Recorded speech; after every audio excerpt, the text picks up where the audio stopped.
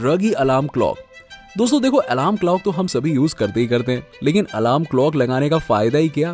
क्योंकि जब अलार्म बजता है तो हम उसे बंद करके फिर से सो जाते हैं और गहरी नींद निकालते हैं और फिर उठते हैं 2-3 घंटे बाद, जिससे हमारा पूरा टाइम हो जाता है वेस्ट।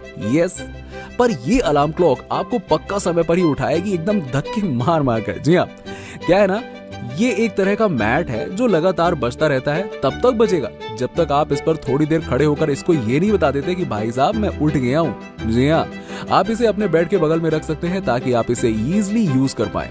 खड़े होने के दौरान आप गिर न जाएं, उसके लिए इसमें रबराइज्ड बॉटम दिया गया है। साथ ही साथ ये सॉफ्ट मटेरियल से बना हुआ है, जिससे आपको कोई डिस्कम्फर्ट फील नहीं होगा